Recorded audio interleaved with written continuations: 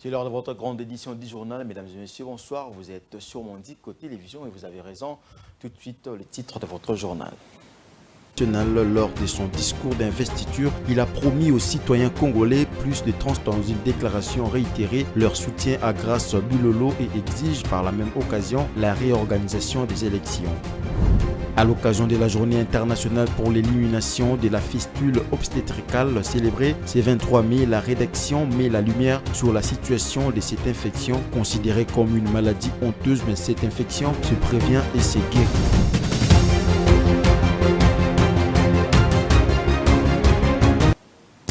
Mesdames et messieurs, bienvenue si vous nous rejoignez. Sans surprise, Vital Kamerhe est officiellement devenu depuis ce mercredi 22 mai nouveau président de l'Assemblée nationale. Candidat unique de la majorité présidentielle, il a été élu avec 371 voix, soit de la majorité absolue lors de l'élection du bureau définitif de la Chambre basse du Parlement. Il n'y avait pas de suspense à l'entame de cette élection. Kamerhe, qui a déjà dirigé l'Assemblée nationale sous Joseph Kabila, n'avait aucun concurrent face à lui, et ce, après avoir remporté les primaires organisées par l'Union Sacrée Coalition Politique que soutient Félix Tshisekedi. Suivez cet élément. Vous avez les paniers. C'est ce jeudi 23 mai 2024, au terme des élections organisées par le bureau d'âge, que l'Assemblée nationale a connu son bureau définitif. En premier lieu, c'est Vital Kamerhe qui a été élu président du bureau définitif avec 371 voix contre 37 bulletins nuls et blancs. Il retrouve les fauteuils de président de l'Assemblée nationale 15 ans après l'avoir quitté de manière brutale. En second lieu, Paul Tshilumbayi a été également élu premier vice-président de la Chambre basse du Parlement, une première dans sa carrière politique en obtenant 368 voix sur 405 votants. En troisième position, c'est Christophe Mboson Kodia qui a été élu deuxième vice-président de la Chambre basse du Parlement avec 379 voix sur 405 votants. À la quatrième position, Jacques Njoli a été également élu rapporteur avec 385 voix sur 405 votants. Élu député national à plusieurs reprises, Jacques Njoli fait son entrée au bureau de l'Assemblée nationale pour la première fois. Il est secondé par Dominique Munongo de l'opposition, El Moïse Katumbi, qui est élu rapporteur adjoint avec 203 voix sur 404 votants.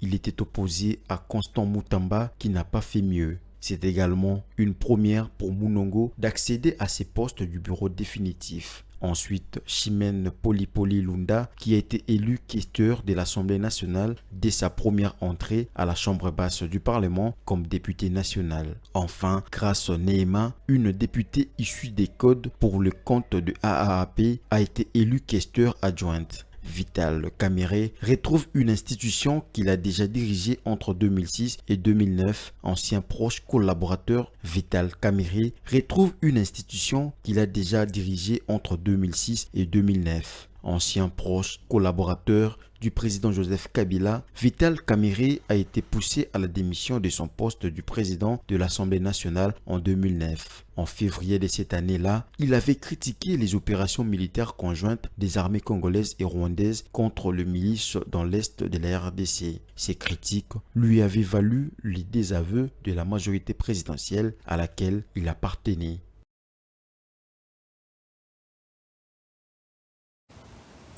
Prenant la parole juste après son installation, Vital Kamerhe s'est montré d'abord très reconnaissant à Dieu et au chef de l'État, Félix Tshisekedi. Il a promis de se mettre au travail pour relever les défis sécuritaires et tant d'autres. Kamerhe a laissé entendre que la paix était possible en République démocratique du Congo. Suivez ces propos recueillis par Ranta Luyela. Honorables députés et chers collègues, je voudrais évoquer ici les questions de la diplomatie parlementaire. Les honorables députés devront s'impliquer non seulement dans les questions de coopération régionale et internationale, mais également des questions qui concernent le retour de la paix à l'est de notre pays. Personne n'ignore que la République démocratique du Congo fait face actuellement à une agression féroce dans sa partie est causée par le Rwanda et l'Ouganda. Pour cela, je voudrais vous demander de bien vouloir vous lever pour observer 1 minute de silence en mémoire de tous les morts à l'est du pays, et spécialement ceux qui ont été touchés par les obus lancés par M23 dans le cas des déplacés civils à Mugunga dans les encablures de Goma.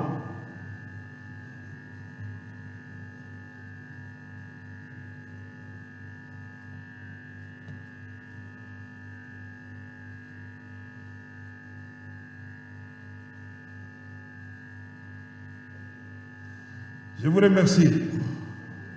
Honorables députés et chers collègues, la paix est possible. Pour le gouvernement congolais, la recherche de la paix ne souffre d'aucun doute. La guerre nous est imposée.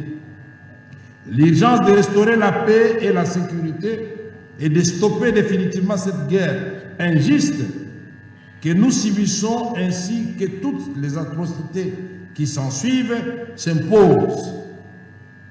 Plus elles durent, plus elles causent des dégâts humains et matériels chez nous. N'oublions pas que la guerre se déroule sur le territoire congolais. En réaction, juste après les speeches de Vital Kamerhe, l'honorable Ngoï Kassanji, l'élu de Mbujimayi, s'est dit très satisfait de l'élection du bureau définitif de l'Assemblée nationale au centre du pays et voudrait que leur chambre joue pleinement son rôle constitutionnel. Un engagement salué également par le député national Justin Bitakwira et Lidovira au Sud Kivu, une autre province en proie à l'insécurité dans la partie est du pays. Suivez. Que les prérogatives de la Chambre basse soient respectées, c'est-à-dire contrôler le gouvernement, au cas échéant le sanctionner si il ne remplit pas ses engagements vis-à-vis de la population, vis-à-vis de notre Chambre. Ensuite, légiférer, que les initiatives parlementaires ne soient pas bloquées ou freinées quelque part. Je crois que ce que le peuple attend de notre Assemblée ici, c'est la fin de la guerre. D'abord. Je dis bien la fin de la guerre. Et j'ai encore insisté que quand vous observez, on ne vit pas comme un pays en guerre. Le professeur Jacques Djoli et Sengekeli a été élu rapporteur du bureau définitif de la Chambre basse du Parlement lors des élections du bureau définitif qui s'est tenu hier mercredi 22 mai 2024. Une question se pose, qui est exactement Jacques Djoli? La réponse dans ces mini-portraits que nous retrace Jocelyne Massiala. Rapporteur de la Chambre basse du Parlement, l'honorable Jacques Djoli Sengekeli est né le 26 octobre 1958 à Bwende, dans la province de la Chuapa. Après ses études primaires et secondaires en Équateur, Jacques Djoli est allé poursuivre ses études universitaires à l'université de Kinshasa, où il obtient son diplôme de licence en droit public en 1984. Pétri de l'université de Kinshasa, ce dernier a été retenu comme assistant à cette université au département de droit public interne, en occupant aussi d'autres fonctions au ministère de la Défense, en œuvrant également étant magistrat militaire. Passionné dans le domaine du droit, Jacques Djoli fait ses études post-universitaires en France à l'université de Perpignan en droit politique africaine et des pays des Méditerranéens. Ensuite, il remonte à Paris pour les études supérieures en politique de défense et questions stratégiques à l'université de Sorbonne, qui fait de lui docteur en droit. À nos jours, professeur en droit à l'université de Kinshasa et docteur en droit anticonstitutionnel. Parlant de son parcours politique, Jacques Djoli est parmi les hommes politiques congolais les plus influents. Il commence par intégrer le mouvement politique de la libération du Congo, parti cher à Jean-Pierre Bemba. Il est élu député national et sénateur de 2011 à 2018. Jacques Djoli a occupé aussi la fonction de vice-président de la commission électorale nationale indépendante. Des années plus tard, il dessine son propre chemin en créant en 2022 le mouvement politique Le Bâtisseur du Congo, un parti affilié au regroupement politique à nous débattre le Congo, dirigé par Maître Guy Luando, qui soutient les actions du président de la République, Félix et Antoine Tshisekedi. Une formation politique très ambitieuse avec des actions concrètes, entre autres la lutte contre le chômage en République démocratique du Congo. Il est également l'initiateur de la proposition de loi portant statut des anciens présidents de la République, la proposition de loi modifiant la loi électorale telle qu'elle est modifiée à ce jour et tant d'autres. Élu rapporteur de la Chambre basse du Parlement, Jacques Djoli a une fois de plus l'occasion de promouvoir les valeurs démocratiques, gage du développement. La députée nationale Dominique est élue également rapporteure adjointe de l'Assemblée nationale. L'élu d'Ensemble pour la République, cette députée a battu Constant Mutamba. Sur les 404 votants, 203 députés ont voté pour Dominique Munongo, 187 pour Constant Mutamba et 14 bulletins nuls. Elle remplace donc à ses postes Colette Tchomba. Le détail avec Bijou Lumona. À l'issue des élections du bureau définitif de la Chambre basse du Parlement, qui s'est tenue le mercredi 22 mai 2024, l'honorable Dominique Munongo Inamizi, membre du regroupement Ensemble pour la République de Moïse Katumbi, a été élu rapporteur adjoint de l'Assemblée nationale avec 203 voix sur 404 votants, battant ainsi Constant Mutamba dans un duel serré. Après l'annonce des résultats, la joie était à son comble. Né le 23 juin 1961 à Lubumbashi dans l'actuel Haut-Katanga, Dominique Munongo Inamizi est une femme qui rêvait plusieurs casquettes, sociologue de formation et ancienne bourgmestre de la commune de Likasi dans la province du Katanga à l'époque devenue Haut-Katanga. Elle est aussi la présidente de la FMI, Fondation Munongo Inamizi, qui est un centre de développement pour la femme et qui lutte contre la pauvreté de la femme et des enfants. Actuellement rapporteur adjointe de la Chambre basse du Parlement pour une première fois dans sa carrière politique, la princesse Debaeki incarne le développement avec une autonomie morale, ce qui lui a permis de jouer entièrement son rôle dans la politique congolaise.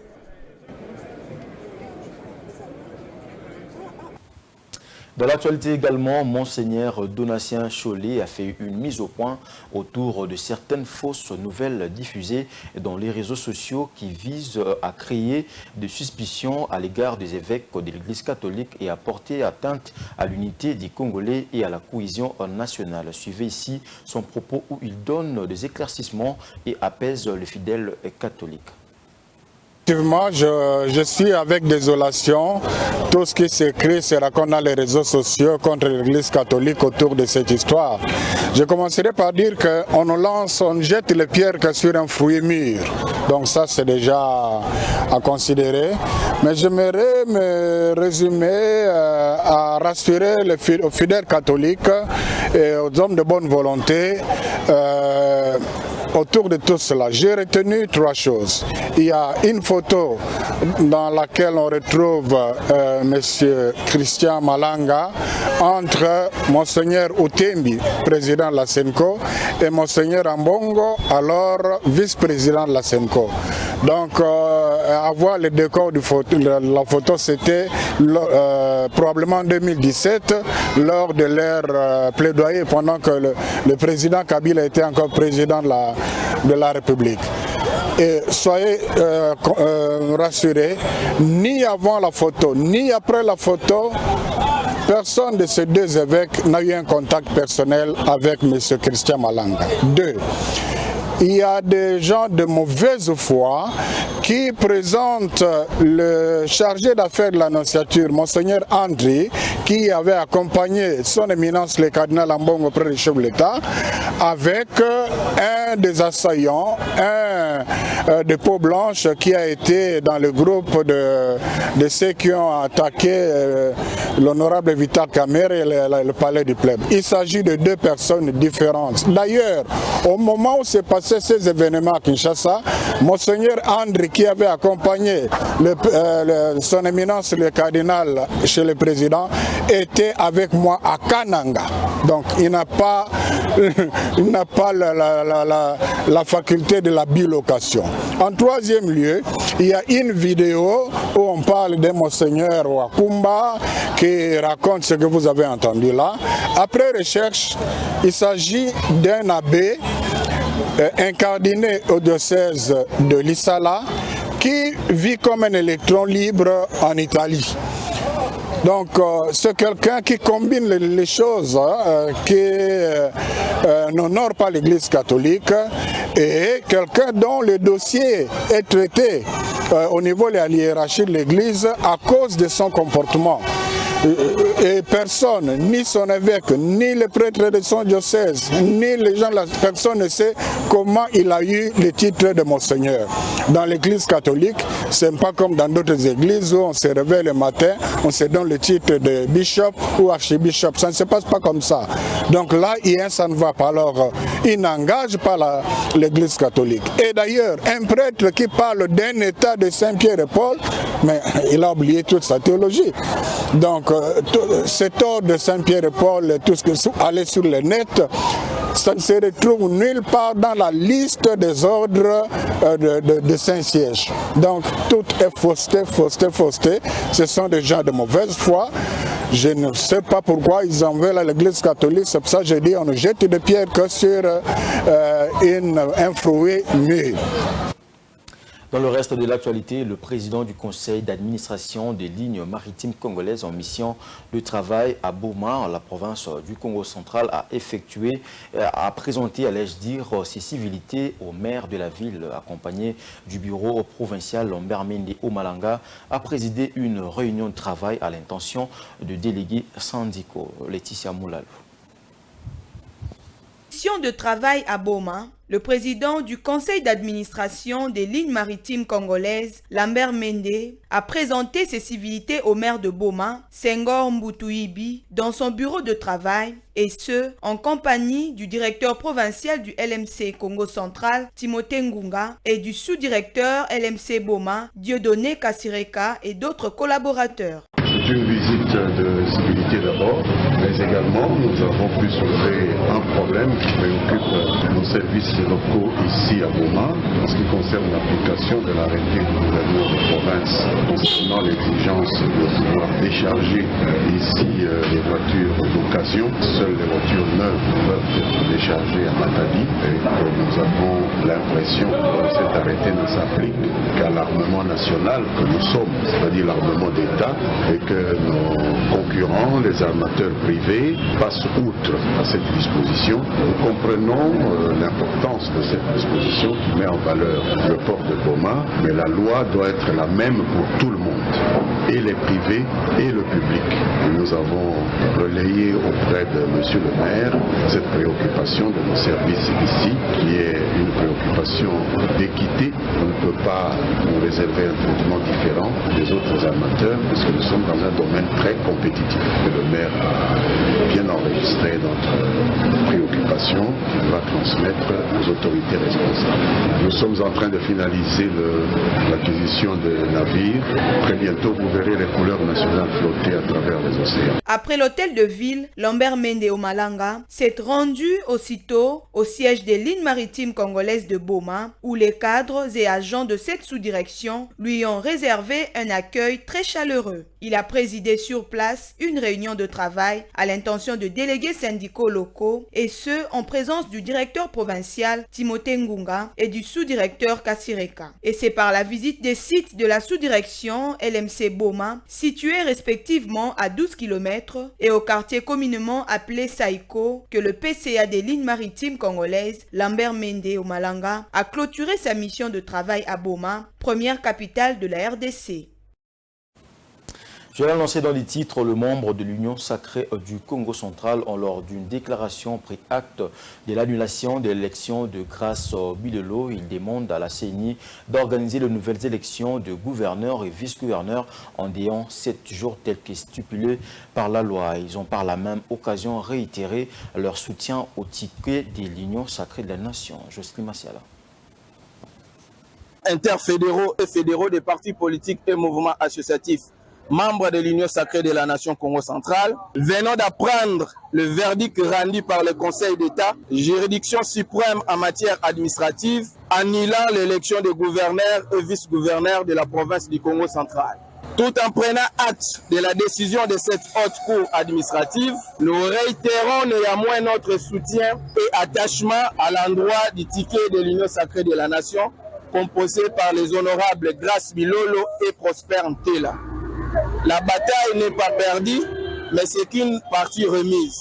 Très cher honorable Grace Bilolo et Prosper Ntela, soyez rassurés que toute la population du Congo central est derrière vous. Ceci est matérialisé par l'expression d'allégresse manifestée par cette dernière lors de la publication du scrutin qui vient d'être annulé. Bien que dans l'amertume, le caucus ainsi que le peuple Congo, dans son ensemble, restons sereins, motivés et optimistes dans la suite de la bataille. À nos vaillants députés provinciaux, dits représentants du peuple, nous vous témoignons ici l'expression de notre gratitude pour votre choix judiciaire, exprimant la volonté du peuple et surtout pour votre inamovibilité pour les scrutins à venir. Demandons à la CENI, organe technique, d'organiser un nouveau scrutin dans les 7 jours qui suivent la signification de l'arrêt sous RA 421 sans tergiversation conformément à l'article 173 alinéa 2 de la loi électorale. Demandons à toute la population du Congo central de garder son calme et de ne pas céder à toute forme de manipulation et de s'abstenir à tout acte tendant à saper l'élan de la démocratie et de l'état de droit. Que vive la République démocratique du Congo, que vive la province du Congo central, que vive le caucus des présidents interfédéraux et fédéraux des partis politiques et mouvements associatifs membres de l'Union sacrée de la nation Congo central. Un mot de santé dans ce journal. Célébration ce 23 mai 2024 de la journée internationale de la fistule obstétricale constitue en effet un problème de santé publique en République démocratique du Congo. Elle est considérée comme honteuse et pourtant elle se prévient et se guérit. Cette maladie est causée à 90% par l'accouchement sans assistance médicale professionnelle. La blessure dévastatrice que la cause de fistule crée l'incontinence urinaire chez les femmes d'une façon permanente. À l'occasion de la célébration de cette journée, nous sommes allés à la rencontre de quelques femmes porteuses de la fistule. Regardez. La fistule est une maladie très peu connue du grand public. Elle survient au moment de l'accouchement lorsque la tête du bébé exerce une pression de longue durée sur les parois du canal pelvien de la mère, occasionnant ainsi une ouverture de la vessie ou encore du rectum. Dolores Nimbunzu est gynécologue. Elle opère les femmes porteuses des fistules depuis 21 ans déjà. La fistule obstétricale, comme son nom l'indique, obstétricale, donc ça arrive après un accouchement. Mais un accouchement qui ne s'est pas bien passé, un travail d'accouchement difficile et la femme a mis au monde un enfant qui la plupart du temps est mort. Et après ça, parce que l'enfant était bloqué au niveau du corps de la maman, il va y avoir un trou anormal entre la vessie de la maman où les urines sont fabriquées et les voies génitales. Donc une communication anormale entre les voies génitales et la vessie de la femme qui en souffre. La fistule touche la plupart des cas des femmes vulnérables de la société. Cette communication anormale entre la vessie et l'appareil génital de la femme est également due à plusieurs autres causes. À la chirurgie gynécologique, la femme qui est allée se faire opérer d'une intervention gynécologique, un accident peut arriver et la femme va se mettre à perdre aussi les urines. Il y a des causes traumatiques. Dans les traumatiques, il y a les accidents, des trafics routiers, il y a le viol aggravé, il y a les balles perdues, il y a la chute sur les objets contendants, les accidents du trafic routier, etc. Ça, c'est les traumatiques. Et il y a les causes dues au cancer. Estimée à 4000 femmes porteuses de fistules chaque année en RDC, la plupart des cas de cette maladie vivent dans la clandestinité par manque d'informations, aussi parce qu'elles ont honte de leur maladie. Et la province la plus touchée reste l'ancien Équateur. La prise en charge médicale de la fistule passe par l'intervention chirurgicale qui peut se faire près de 3 fois. Une fois opérée, la femme porteuse des fistules peut encore donner la vie. Ça dépend des dégâts. Il y a des femmes qui ont, à part la vessie, tout le reste c'est normal. On peut aussi accoucher. Il y en a qui ne peuvent pas. Par exemple, si on a fait l'hystérectomie, elles ne peuvent pas. Mais si toutes choses étant égales par ailleurs et que c'est possible, oui, c'est possible d'accoucher. La question de santé doit être prise très au sérieux par les autorités sanitaires congolaises qui doivent y consacrer les moyens conséquents. Les interventions chirurgicales sont gratuites pour les femmes bénéficiaires puisqu'elles sont prises en charge par les partenaires du gouvernement congolais. En société, le rond-point UPN dans la commune de Ngalima, à l'ouest de la ville de Kinshasa, a connu des travaux d'assainissement qui ont rendu tous les alentours dégagés plus qu'avant. Compté parmi les grands carrefours de la capitale congolaise, il accueille des foules et des activités commerciales qui rendaient cet espace public trop sale et la circulation difficile des usagers de la route Matadi qui passe par là. Depuis quelques jours, le commissariat de la police nationale congolaise installé dans ces carrefours a pris l'initiative de déplacer le petit commerce et les arrêts de bus un peu plus loin de la chaussée où doivent passer les véhicules et le piéton. Cette initiative est saluée par les habitants qui fréquentent ces coins de la capitale. Regardez.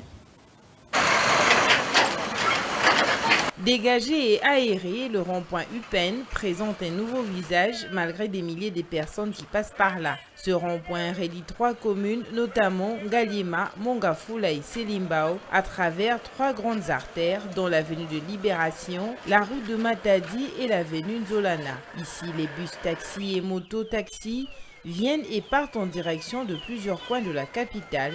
Les déplacements des vendeurs à la sauvette et le nettoyage de certains coins à l'aide de brosses, chariots et autres matériels a redonné un certain espace dégagé à ce rond-point. Commerçants, piétons et conducteurs de véhicules sont tenus de respecter les nouvelles dispositions prises par le commissariat de la police nationale congolaise commis à la sécurité de ce carrefour. Le nettoyage des caniveaux, les ramassages des ordures et les balayages de la chaussée à certains endroits a permis au rond-point d'être un peu plus propre qu'avant. Le coordonnateur du site propre pour la ville de Kinshasa plaide pour la pérennisation de cette initiative afin de donner à ces lieux publics ces lettres de noblesse. En tant que chef des travaux d'assainissement, cela m'a fait plaisir parce qu'en regardant la façon dont ce lieu se présentait, ça ne faisait pas beau vivre. Beaucoup de gens faisaient leur commerce ici, mais ils les faisaient dans la saleté. Cela nous a fait souffrir. J'ai demandé aux autorités d'appliquer la rigueur pour que cet endroit reste tel qu'il est. S'ils vont installer leurs proches, qu'ils les fassent, mais à côté et non au rond-point. Ces derniers temps, la police nationale congolaise a décidé de remettre l'ordre et rendre ce coin dégagé et fréquentable par tous. Cependant, elle déplore tout de même l'indifférence de l'Association des chauffeurs du Congo, ASECO en sigle, face à cette initiative.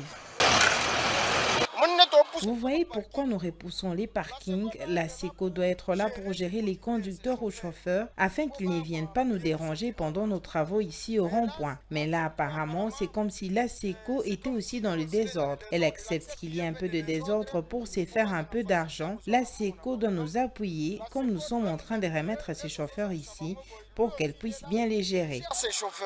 Outre les véhicules, taxis et motos qui envahissent ces lieux, c'est aussi le commerce informel qui s'est implanté au rond-point UPN jusqu'à rendre de plus en plus la circulation difficile, surtout pendant les heures de pointe. Les Quinois qui saluent cette initiative d'assainissement souhaitent qu'il y ait l'encadrement des vendeurs à la sauvette pour que ce rond-point reste dégagé. Par rapport aux vendeurs, en tout cas, ça c'est une question d'organisation de l'État parce que on devait leur donner une place là pour qu'ils puissent vendre, qu'ils soient tranquilles au lieu d'être éparpillés par-ci par-là. En tout cas, par rapport à eux, c'est difficile, mais ils doivent s'adapter à ça parce que c'est pour leur bien aussi.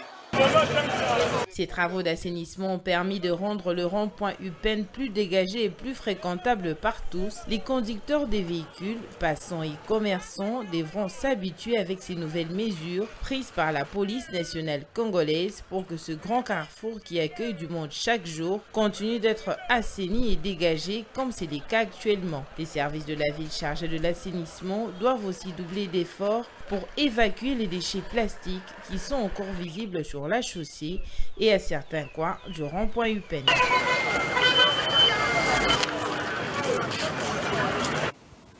C'était là l'essentiel de l'actualité. Place à présent, rappel des titres.